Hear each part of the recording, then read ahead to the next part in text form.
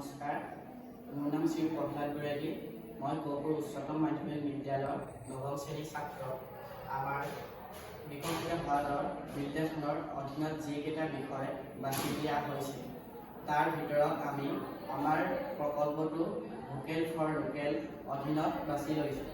আমি প্ৰস্তুত কৰা বা কেঁচুসাৰ প্ৰস্তুত কৰোঁ।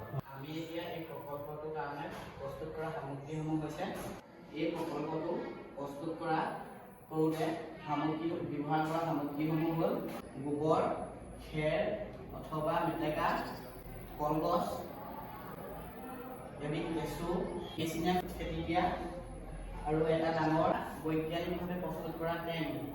এতিয়া আমি কেঁচুসাৰ প্ৰস্তুতকৰণৰ বিষয়ে কওঁ।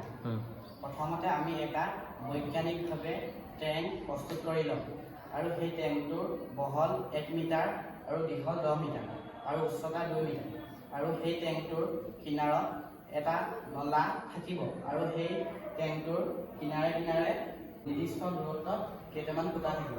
দ্বিতীয় পৰ্যায়ত আমি এই টেংকটোত তলত বালি আৰু সৰু শিলৰ টুকুৰা দিম, কাৰণ সেই ফুটাবোৰেদি কেঁচুবোৰ ওলাই নাযাবৰ বাবে, আৰু তাৰ ওপৰত খেৰ, গোবৰ, কাটি লোৱা কলগছৰ টুকুৰা তাৰ ওপৰত ক্ৰমান্বয়ে দি যাম। এইদৰে এই টেংকটো ভৰ্তি নোহোৱালৈকে আমি ক্ৰমান্বয়ে দি যাম।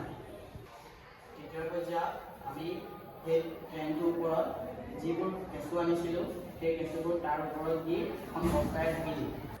চতুৰ্থ পৰ্যায়ত আমি সেই টেংকটোৰ ওপৰত পানী দি সেই সামগ্ৰীবিলাক সেমেকি থাকিবলৈ আৰু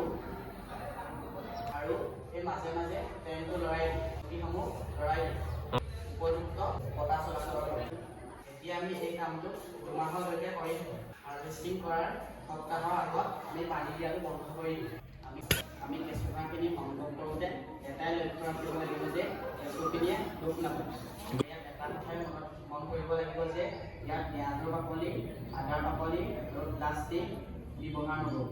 কেঁচুসাৰখিনি খেতি, শাক-পাচলি আদি কামত ব্যৱহাৰ কৰিব পাৰি আৰু এই সাৰে কেতিয়াও অনিষ্ট নকৰে। নমস্কাৰ, আজি আপোনালোকৰ আগত কেঁচুসাৰ কেনেদৰে প্ৰস্তুত কৰিছোঁ তাৰ দেখালোঁ।